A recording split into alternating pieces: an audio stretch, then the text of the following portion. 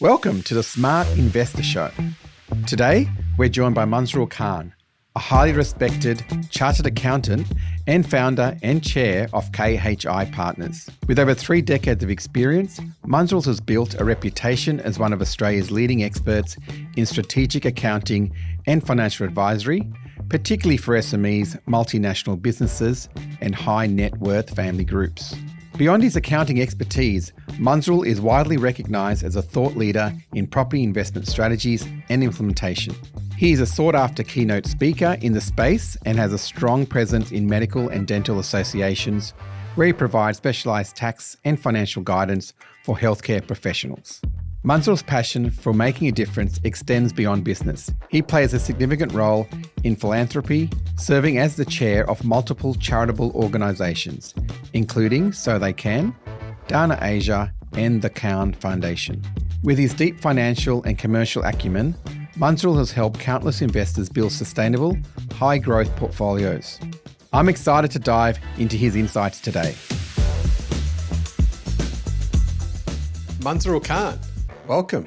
Thank you for joining me on the first edition of the Smart Investor Show. Thank you very much. Thank you for having me. An absolute privilege and absolute privilege. Thank you. Well, it's quite an honour to have you. Obviously, when I started listing out the people who I'd love to have on my show, you were right at the top of the list, and it was great that you were open to take on the chalice to be my number one. No, thank you. Very kind. So, Munzurul, what I'd like to do today is start with a little bit more of the Munzurul Khan story. I think a lot of us know about you as the accountant to the stars, so to speak. But I'd love to learn more about Munzurul the person, Munzurul the child, sure, Munzurul the adult growing into and studying, and then coming to Australia and building a very substantial sized accounting firm in Sydney. So could you maybe just take me a little bit back to Munzurul's story? Yeah, no, mate, I'd love to. And thank you. Very, very kind of some of those comments that you made. Very, very kind. And it's so important. It's fundamental that one must stay humble on an ongoing basis, yeah?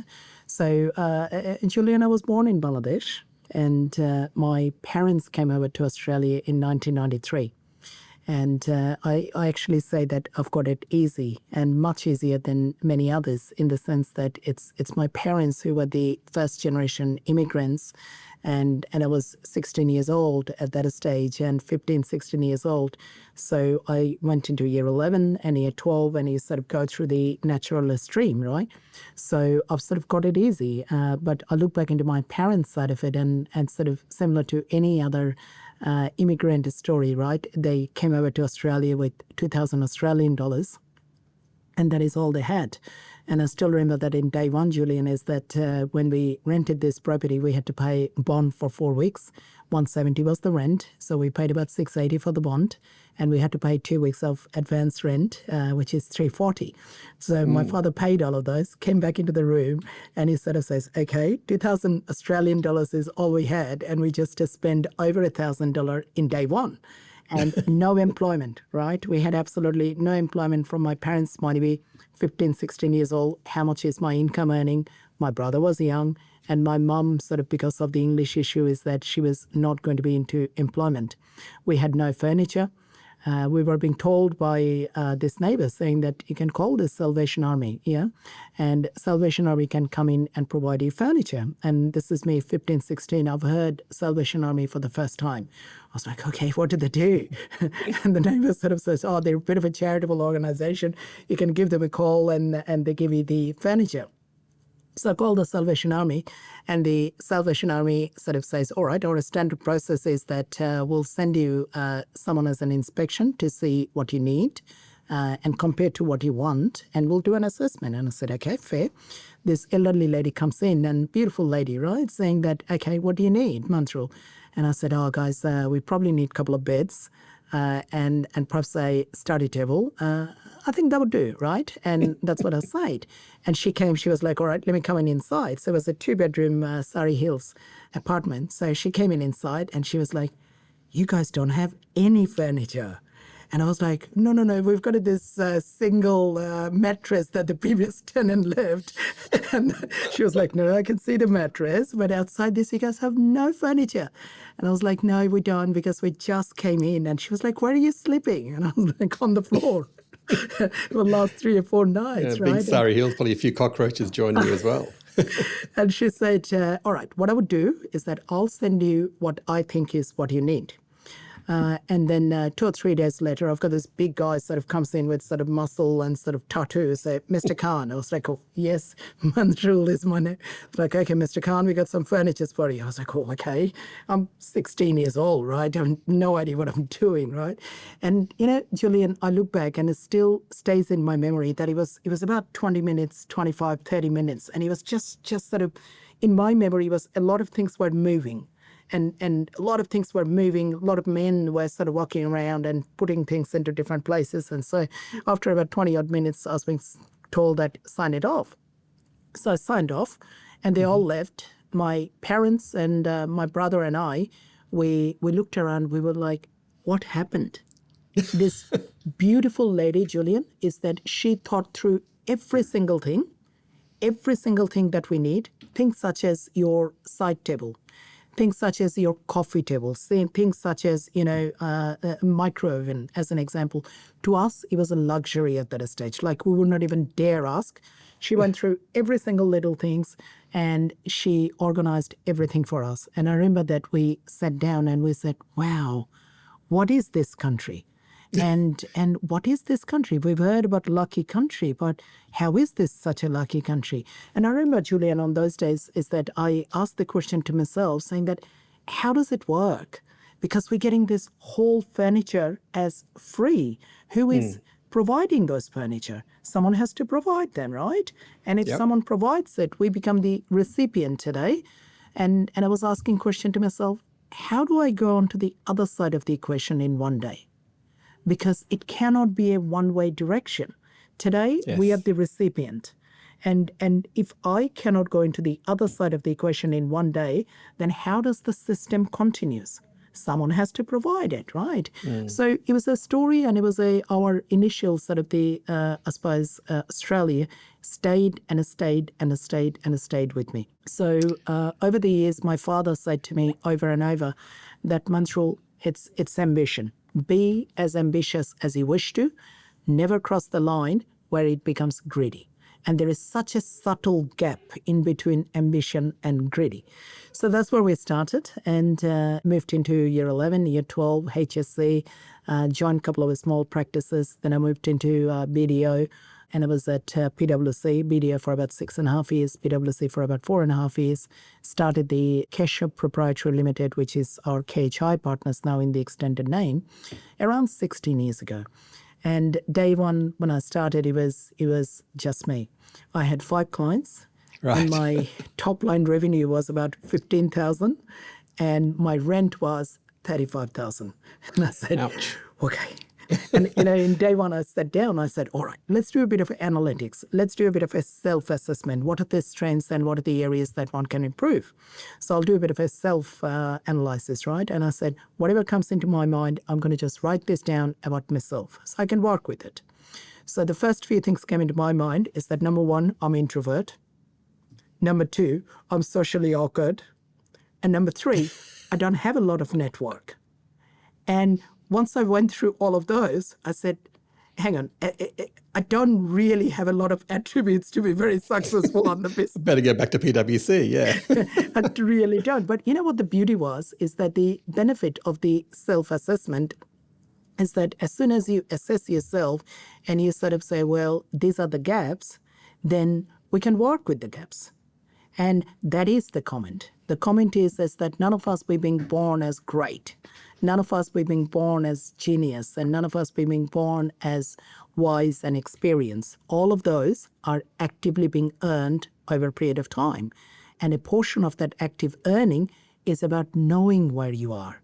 And why do I say this? Is that now I look back and say that we've been very blessed. We multidisciplinary service. We do accounting, financial planning, bookkeeping, mortgage broking, law, a whole lot of things that we do. We've got many, many, many clients, 25 partners, 130 odd members, 7 different offices. But I say that, we still go back in day one and say that every one of those clients came in as our word of mouth. We've got no advertisement. We do a whole lot of podcast, but absolutely no advertisement. I suppose the learning from this is that how do we actively stay grounded on an ongoing basis as an absolute in a consistent and persistent basis and never lose the track in day one where we started with. Quite a story, and it's quite a touching story. Thanks for sharing that with us today, Munzurul. And I guess, going a little bit more deeper now into your business, obviously the accounting practice, the strategy, seeing your way, you've grown the business not just from accounting and consulting, but then moving into, like you just mentioned, I think you've got, what did you say, 40 partners now? 25 partners. 25 partners, but all the different business strands to you now, but becoming more of that sort of one-stop shop that really gives your clients that ability to work with us across multi-strands of our businesses or personal finance as well, which is a big feather in your cap as a business. And so Munzurul, I guess I wouldn't mind now talking a little bit more around what a lot of people would love to do is get a little bit insights into your understanding and your experience in the property game. Tell me a little bit about your property story. Where did that all start? Obviously, you're an accountant and you're great with the numbers, but why did property become such a passion for you? Oh, you know what? In day one, it wasn't, right? Because I bought the very first property back in 1999. And in 1999, when I purchased the very first property, I was early 20s, and I had no intention of buying properties, absolutely no intention, right? And my father says, no, your first savings, you got to buy a property. And I was like, no, why would I buy property for? Look at shares. Shares are so exciting, right? You got a 13% growth. It may drop 2%. Next day it goes up another 10%. I love those percentage growth. It's exciting. I can check it on a daily basis. My father says, no, go with the low frill, buy your first property first. After you buy first property, then you do whatever you need to. And I remember, Julian, there's so much torture I've given this old man. And we wanted to buy this first property in Ingleburn, and it was a tiny little 3-bedroom and sort of there is no garage. It was a carport and 340 odd square meter, about 7 years old. And the property we were negotiating, and it was at 120 from their point of view. Believe me, the rent at that stage was about 190, right? It's a good rent. 120 was the property, very standard, nothing extraordinary. And my father says, I think it's a good price. And I went to my father, I said, no, I believe it's 115. And my father said, how did you reach into 115? I was like, no, my belief it is 115. My father says, even if you think it's 115, it doesn't matter between 115 and 120,000. 120 is the right value, but even if you say 115 is the price, it's the power of action taking. Take the action now, and you would see over a period of time, you would do well. I was like, I'm losing 5,000. Can you believe it? I'm listening to you. I'm losing 5,000. What a disaster. I complained about it for every day. That I listened to my father, I've lost 5,000 at that stage, like 1999, and I complained about 5 or 6 months. After about 5 or 6 months, I stopped complaining, right? And then it took my father another couple of months to sort of pick it up. He says, how did it go? How is the property doing? I was like, yeah, it's okay. And I was like, what do you mean it's okay? How is that doing? And I was like, no, it's done okay. And he was like, have you checked the market? How is the market? I was like, yeah, it sort of seems to be okay. My father says, what's the value of your property at the moment? I was like, it's probably about 180. And my father says, okay, so let me understand this. You are negotiating that $5,000 between 120 and 115. And he paid 120 because I asked you to pay 120. You had 20% deposit and 5% incidental. So you had about 24 grand of your own cash that you used to pay this. And you were saying it's about 6, 7, 8 months. And you had about $60,000 as a growth on a $24,000 capital. How does that compare with some of your share market? I was like, I was just lucky. Don't you hate it? Our parents are right again. And my father says, this is how it is. So that's how I started, right? The very first property, no plan. Second property, no plan. Third, fourth, 5 properties, there were no plan. And in 2005, I had about 5 properties at that stage with absolutely no plan. This was the first time, Julian, that I sat down and I said, why are we investing this property? Surely there got to be some plan rather than sort of randomly sort of on a circumstances as it happens. So this was the first time I sat down and I sort of say, how about if I create some goals? Smart goals, yeah? Specific, measurable, achievable, realistic, timely. And how about I give myself a 5-year goal and I give myself a 10-year goal? Yeah. And I remember that my 5-year goal was this. Then I said, okay, so if I think I can achieve this, how about I go this? How do I challenge myself? Yeah. And goals that if we sort of know how to get there, am I challenging myself enough? Yes, it needs to be realistic, but it also needs to be self-challenging, right? And I look back now, Julian, after that many years, 2025 now, and I sort of say from 2001, bought first property in 99 to year 2000, I didn't buy any. From 2001, I purchased property every single year. Every single year purchase. And now I look back and I say I've got residential, commercial, different estates. I've gone through many cycles. I've gone through many learnings, and I've gone through many properties where I sort of say that I thought it was very ordinary, but that ordinary has become quite extraordinary. And I look back and say that I thought it was very flashy. And now I look back and I say it was not good. It was a terrible property. So all goods and bads is that I take it. But you know, the biggest lesson I take it is still I go back to that day one and say action taking. So that tiny little property, which was about 120 odd grand, and if I say the market value today is about 800,000, and then I sit down and I sort of say, what does that mean? That 120 odd grand, yes, okay, it's after 25 years, but it's gone up to 800,000, 680,000 that has gone up. Divide that by 25 years. And then I sort of say, well, it's pretty close to about 18, 19, 20 grand. And then rather than having one property, assume of having 2 and 3 and 5 and 7. And this is where your compounding returns start to work. This is where your snowball effect start to work. And it's all about action taking, Julian. No, I totally agree. We have an acronym actually, which is turning on your tap, TAP. And T stands for building your team of experts. So our accountants, financial planners, mortgage brokers, bring them all into the team, conveyancers, lawyers, solicitors, buyers agents. Taking action is the A. So as you said, so many people procrastinate and wait and wait and wait. I'm going to wait for the market to drop. I'm going to wait for the market to grow. And they still never do anything 10 years later. And then the P, which is an important one, Munzurul, which is patience. So having patience in the market, like you said, you've held on to those properties, you've taken some time. And sometimes the strategy we have could be to buy and sell at the high and then buy and sell at the low. But it's not always easy to do that, right? We don't have a crystal ball, unfortunately. It's the timing of the market as opposed to time in the market. Yeah. I still remember that this author, Jan Summers, that many years ago that I went to one of our live seminar many years ago, right?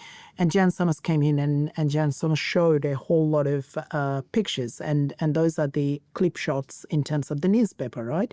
And all those newspaper articles going all the way from 50s and 60s and all those articles sort of paraphrasing at different point of time, saying that property market is so high, we're sitting at the top OECD countries in terms of the income ratio. Our next generation will never be able to buy any property. And, it's a disaster. It's not going to happen. Prices will drop. All those sort of things over and over and over it happened. And all Jan Summer says is that I, as Jan, is that all I have done is very simple. I bought as many properties as I could, bought it as early as we could, hold on to them forever, provided that cash flow was right. Yep. So you still need to look through the cash flow, right? But when you buy it as early as you can and hold on to it forever, means that you're working through with the compounding impact. So I agree.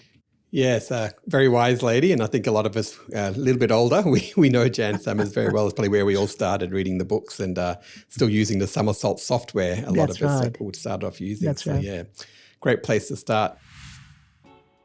The Smart Property Show is proudly brought to you by Search Party Property, nominated by REB as Australia's best buyers agency and buyers agent for 2025. Looking for your dream family home, a prime commercial property, or a smart investment? We've got you covered. Unlike others, we don't rely on selling agents or property managers. We have boots on the ground in key investment cities across Australia. Powered by data-driven insights, we give you the edge to secure the best deals. Ready to invest smarter and grow faster? Contact Search Party Property today for a complimentary discovery call. And Munzurul, what do you I guess if we talk about the current world now, what's your views on how are you seeing things?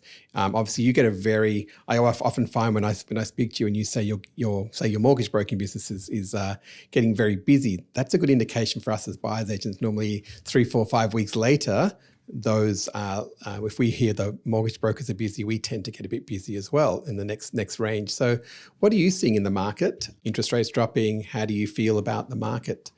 I think it's that absolute typical pre-market is what I'm saying. And that absolute typical pre-market, what I'm saying is a market where a new market is just about to evolve. Yeah. So if we look back to the interest rate, right, our interest rate being very, very low for such a long period of time. And then, yes, it had to go up. And when it did go up, it went up very, very strongly. And it went up rather quickly. I was in this big bank, one of the large banks, their economic update. And what the statistics was sort of showing is that we speak about mid-80s and late 80s, and we say that, well, the interest rate was 17, 18, 19%, and God, it was bad at that stage, right? It was terrible. But what the statistics was showing is that where we are at the moment, just before that interest rate cut, is that our household finance is as bad as it was in mid-80s and late 80s. And the reason why it is as bad, even though we're sitting about 6.5% interest, as opposed to at that point of time of, say, 17 and 19, is because our mortgage has become much bigger, right? Because if the prices sort of doubles over a period of time, let it be 7 years, 10 years at a period of time. So your sort of late 80s to sort of mid 2020, right? And that within that period of time, because it multiplied number of times, your mortgages increased along the way. And even though your interest rate is much lower, your impact on that interest rate is very, very high. So there's no question that the household struggled over the last year or so in particular, right? I mean, the government wanted the household savings to be taken away. This is a form of managing the inflation. So we get that. The challenge is that how do you have that balance? Because if we overdo it, it becomes so much on this side that it almost go back into the recession. But if we underdo it, there is a risk that the inflation can restart and inflation can be stubborn, right? So where we are is that we all been anticipating about this interest rate drop. We spoke. And, first time I thought that it would be last year, towards the middle of last year, towards the end of last year, was wrong. And then I thought that it would be right at the end of it, and it was wrong. And then I thought that, well, got to be around that February, and particularly the election coming in, that unfortunately has to be February, which it is, right? So even then, I think, Julian, that it was a bit of a 50-50 on the interest rate that it dropped. There was enough justification, but it was not an absolute all-inclusive justification, right? So we are all quietly hoping that the interest rate drop was the right thing to do. We didn't go little bit, touch bit too early. We were all quietly hoping, right? But generally speaking is that we sort of say that perhaps it was right. Now, there is a view that the interest rate probably will drop anywhere between another 2 to 3 times this year. We could be very wrong. Many things can happen, right? I mean, you could have a war somewhere else in overseas, and that has an impact. Donald Trump can do what Donald Trump does, and that may have an impact, right? So many things can be done in overseas, which is completely beyond our control. And things may happen. But generalizing is that the view is that there would be anywhere between 2 to 3 times of the interest rate drop. And all this basically means is that the logic sort of shows that the property price has to do very well. Why it has to do very well? Because our rents increased quite a bit over the last 2, 3, 4 years, right? So all those sort of the immigrants that we sort of brought in, the population that we brought in, and also some of the infrastructure, some of the projects that the government has extended, because we wanted more activities within the economy after the COVID to sort of work ourselves out of this COVID, right? So we created a lot of activities, brought in the infrastructure, brought in all those human resources, so to speak, from overseas. But the only thing which we didn't do is that we did not build enough. And if we didn't build enough, then what it does is that it increases the rent. So, in Sydney, having 4.5%, 5% return, last time I've seen it was probably about 12, 15 years ago. Right. And that's what right. We're seeing it at the moment. So I think that 2025 is the year that we'll see a lot of activities, and 2026 as well, my view. Yeah, no, I think you're right. I mean, we're seeing already soon after that announcement, phone rang a little bit more, Yeah. a little bit more people taking action, and they've moved forward after sitting on the fence, waiting for, I heard something at the barbecue, or I Yes. think it's going to drop, I think it's go up. It was interesting what you said about building. One of the leader CEOs of one of the big super funds at an AFR event this week, was talking about housing prices. One of his things was, stop all these other things that we're focusing on and just start building houses. Because Yes. if we don't build lots more houses, Yes. where's the future? Where's the kids going to start staying? It was just an interesting view. He was saying, even though super funds invest a lot in property, but yeah, his view was just start building and stop worrying about the other things and start building a lot more houses, which will obviously stimulate an economy as well. Yeah. Yep. And that's where it is at the moment, right? I mean, of course, Julian, that there are markets within markets. So what we speak is sort of the Australian general, right? And one sort of say that, well, some of the market seems to be lots sort of in sort of ripening, and some of the market we sort of say that perhaps it's sort of already gone through a little bit of growth as such. But generally speaking is that the demand would be quite high. As an accountant, Julian, in the last year to year and a half, I've seen so many clients that they sold and sold and sold properties. Yeah. So it was hard in the last year or two. And then what we will see this time is that so many people will buy. The beauty of sort of investing over that period of 25 years, 26 years, that old saying of that history repeats itself. And it's an amazing way the property cycle repeats itself.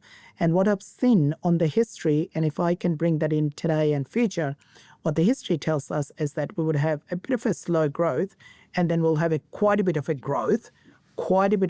Initial growth would be more sort of a science-based, and then it will grow quite a bit. And then we may overgrow at a point of time, that there would be some level of correction at a point of time. The market would be stagnant. Exactly same portfolio what we went through on the past. So I suppose where, without giving any financial advice, because we can't, I'm an accountant, is that what I'm saying to myself, I'm saying that time is of an essence, i.e. is that if I'm buying something today, or if I want to buy, I need to buy, I wish to buy something in about a year time, I would not be surprised if there is a 10% increase on the price between now till say next year or so, depending on which market we're speaking. But, with the large value is that when you add up 10% on top of it, substantial. Yeah, I totally agree. And I think budgets are a big thing, strategies are a big thing. So these are all the factors that we take into account because, as you know, the average Australian investor loans around $550,000, $600,000. So that sort of price range for houses has now disappeared. We were buying that in. As you remember, back in Brisbane in the 2018, 15, those times. And then obviously Perth, we moved into Perth in 2021, bought a lot of property there around that price. That's all disappeared now. Now kind of even Southeast Queensland, even North Queensland, is pretty tricky to get that price point. So I think it also depends. There's no one answer, as you said, because each market moves at different paces and at different times. And looking at 40-year charts that we can look at shows us that that's been the case. Sydney will have 8 years of great growth and then 8 years of no growth and 8 years of great growth. Melbourne, which has been the poor cousin to everyone since COVID, is had a huge growth pattern there for I think 18 years of over 7%. But unfortunately, in the last 3 years now, it's under -7%. So, but these things happen. But sometimes if you're talking about share markets that you talked about in your early passion, we try to talk about buying the dip of the market rather than buying at the top of some markets. Yeah, and absolutely. And, everything which you said, Julian, perfect, right? I agree. And the beauty of it, that many of the fundamentals still remain the same. Your numbers will change. The numbers will become a lot bigger. But when we look through in terms of some of the fundamentals, what are the fundamentals, right? A primary fundamental that I always look through is to say, what is the gross return? Now, we don't necessarily buy it for the gross return simply because that gross return and net return and properties become quite negatively geared. But still there is that sort of almost that art, science, which sort of shows that below a certain amount of gross return is that we as an investor, we would struggle to hold many properties. Yeah. And in an ideal world, that sort of gross return ideal world is about 4.5% to 5%. It could be a bit lower. And it could be even lower if there is a prospect of growth, right? So that's one of the things that in terms of percentage. Second is that all of those, right? The infrastructure and the cafe culture and the location and the development potential and the rezoning potential as such, right? All of those. third is that the fundamental is that we speak about the growth and we speak about buy it well. And that's important, buy it well, right? Very, very important. And the definition of the buy it well is to know loud and clear, what are we buying and why am I buying? What is the investment plan of this one particular property? How does that mix with my entire portfolio of the investment plan? Am I buying this property, Julian, for just buy and hold? Am I buying this property for buy and hold and renovation? Am I buying it for buy and demolish and construct? Am I buying it to build a granny flat at the back? Is it residential, commercial? I think it's about clarity of all of those into one's mind. Is that absolutely fundamental? Yeah, 100% agree. I think the strategy is always going to be the key before any buying discussion should be discussed and brought into the mix. Now, thanks for that, Munzurul. One thing I did want to ask you, now we're going to dig into from an accounting point of view, one of the trends we saw a lot last in 2024 was self-managed super. And a lot of clients, who may have been topped out in their personal names are looking at using some super funds. So these are normally their second property. They've normally bought already a property with us in their personal name, have a house, a home, taken equity, bought investment property, done well there, and then wanting to keep buying, but can't get finance. And so they're looking at their super funds. What are you seeing? I guess you're seeing it at the coalface before they come to us to talk about buying a property. What are you seeing in that self-managed super fund arena? Not about it. I'm not asking for advice, just in terms of what are you seeing it from a property perspective? Property investors, we're very resourceful, yeah? And while being very, very resourceful, we always sort of saying is that how do we build, how do we develop, how do we grow, how do we go to the next level, right? How do we keep moving? And naturally is that when the finance was a bit harder with the interest rate being high and the DTI and debt to income ratios, all of those maths sort of one looks through and says that, well, it's becoming a bit harder. Then all of a sudden we all re-understood of actually seeing that trend, exactly the same trend, say about 14, 15 years ago, that when the prices were very difficult, people couldn't do it, all of a sudden they say, hang on, the self-managed super fund has got a completely different level of serviceability.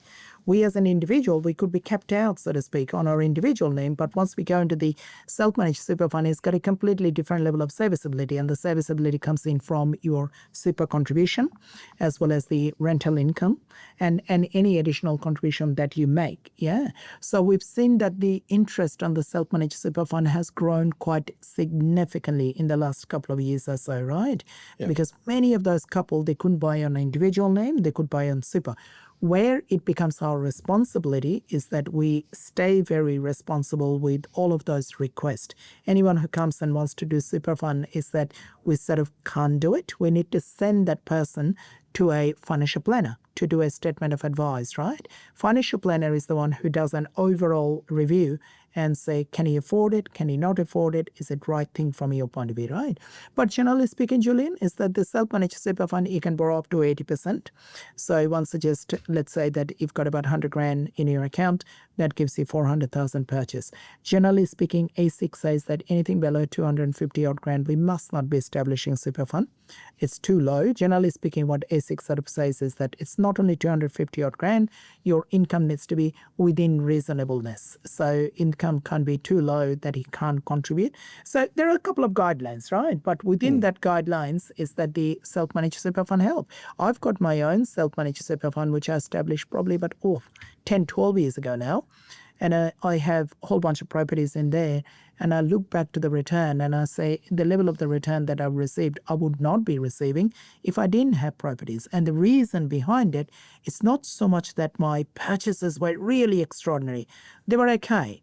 But it's the fact that it was a compounding return. And rather than having 100,000, I've got a 400,000, which is an asset-based working. And if there is a growth, the growth is on 400 and not so much as 100.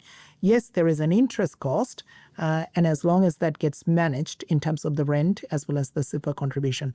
So self-managed super fund, we've seen significant interest, Julian.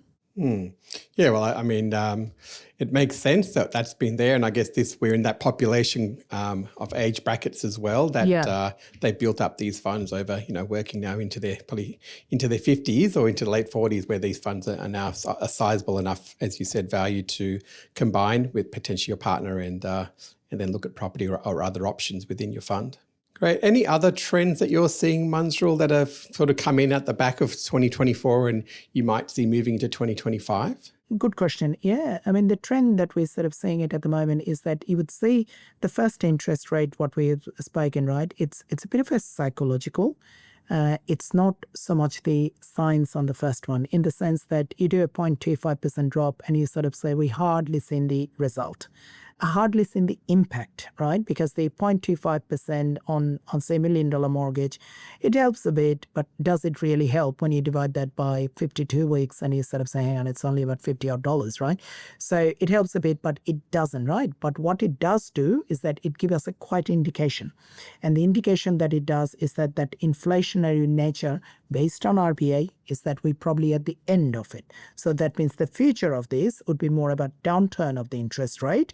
And all that basically means is that in terms of the prices side of it, the trend that we would be expecting is that the prices will increase. So what I'm expecting is that there would be enormous amount of uplift of interest on the property over the next few years. What I'm expecting is that all practices which are associated to the properties, right, your buyer's agents, I think your challenge on the buyer's agents, my view would be, is that how do we find the right property, right? It's about the supply that you would say that, as you said right at the beginning, right, that we are not building enough. Mind you, there are some new initiative is to say we need to build more, we need to build more. But these are brand new properties. Are they right for a mom and dad investors? But either way, you would see that supply sort of comes in quite a bit. You'd see the mortgage broking practice goes quite a bit. You'd see a whole bunch of things. What does that mean from an investor's point of view? What I say to the investor is that stay true to your own individual plan. While you look into the open world and you look into the macroeconomics and you say what the market is going, it's very important that we remember that we're not investing for 1 year, 2 years, we're investing for a very long period of time. So it's not about just buy and sell and buy and sell. I mean, there are profit can be made with buy and sell, and there are, right? But sometimes you look through and say, oh, some of the cost being involved. But you say that how do I stay into that property market in a very longer period of time? How do I have my buffer just in case if the interest rate increases again? How do I have other option of mitigation? So some of those trends in terms of the enormous level of the increase of the interest in the property market, I think we'll be seeing this, Julian. Yeah, no, thank you for that. It's good to kind of see where you see it from a different angle to what we see it on the coal face. So it's nice to hear what your thoughts are on what's coming up in 2025 and beyond in the market. So Munzurul, I probably just wanted to end with your inspiration. Your father, obviously a lot of advice about, one of the memories I have as a child is my parents always saying to look after people who are less fortunate than yourselves. And the reason why that came up was I kept seeing them sending money overseas to all our family and churches and communities overseas, and kind of wondered why I just wanted a new cricket bat and they couldn't buy it for me. And I was very upset. And that was one of the quotes that always resonated in my mind and has stuck with me, like your father's advice with you. I'd love to learn more about. You've taken that advice and you've actually put that into practice with some of your charitable organisations. I'd love to learn a little bit more about that. Thank you. Thank you. Charity is very close to our heart. And we say charity, we would never utilize charity as a marketing tool, but we must utilize charity as a communication tool wherever we can, so that people can hear about it, they get inspired on their own ways, and in their own ways they contribute. And the second provision, what I say about the charity is that sometimes we look into charity and we say, is charity all about giving physical cash? It doesn't need to be. Charity could be your time, charity could be your skill, charity could be your network, charity could be, you just sit around someone and just you have a chat. And that could be charity, right? Charity can take many, many forms. When we started our practice many years ago, that's 16 years ago, we always advise clients at times saying that you have your business plan, you have your goals, objectives, your break-even points, make sure your numbers are right. That's what we advise, right? Yeah. I haven't taken my own advice. When I started my practice, I said to myself, I understand all this, the goals, and I will do that. But how about, rather than starting with a business plan, I would like to start with an ethical plan. And I said, what is our ethical plan? And I said, you know what, that old saying that we hear, the values comes in first, attributes comes in after that, and your skill only comes in after the values and the attributes, not the other way around. You got to tick through the values, you got to tick through the attributes, and then the skill we can build, develop, and grow over a period of time. The values and the attributes are so much harder, right? You've been born with it and just need to work through. So I said, how about we start with an ethical plan? And with a lot of consideration, I came up with a one-line ethical plan. And we live with it, we breathe with it, and we still stay with it and try to understand. Our one-line ethical plan is contributing to your life. Every person that we meet is to say, how do I contribute? Rather than worrying about cents and pennies and the funding and the income and the revenue, how do I really try to help you? How do I listen to you? And how do I actively give you a solution of what your needs are, as opposed to me coming in with a pre-solution needs? And that's what we would like to do. So that's what we've done for years and years and years and years. And we brought in a bit more formal. So there are 3 formal charity now that we look after. One of our charity that I act as the chair of the board is DFAT, fully accredited charity. It has 52 schools in Kenya and Tanzania. One of our other charity does a whole bunch of work in some of the Asian countries. We have our own family charity as well, that we built a hospital last year. We bought lands to build the schools, and we work with the young ladies with sanitary products, and we build a cafe. We work with some of the refugees inside of Burmese border. And all of those things are so close to our heart, so close to our heart. And I end this by saying this, that we keep our perspective here, Julian, that we are here today. We're blessed that we are here today, but life is so fragile, and hopefully we're here many, many, many years, but there is no assurance, right? So while we are here, why don't we contribute as much as we can, and you know what? Have fun along the way. Exactly. Sometimes we do lose sight of that. But thanks, Munzurul. That was a really deep story, and I'm glad you shared that with us. And personally, you've contributed to my life and my business, and also personally, particularly recently. And I really appreciate you, and I appreciate you coming on to the first podcast of the Smart Investment Show. So Munzurul, thanks again, and look forward to catching up with you again soon. Very privileged. Thank you very much. Thank you, Julian. Thank you for everything.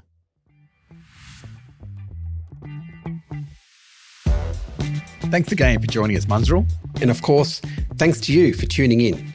I hope you got something valuable from this episode. If you enjoyed the show, it'd mean a lot if you could take a moment to rate and review it on your favourite podcast platform. It really helps us reach more listeners like you.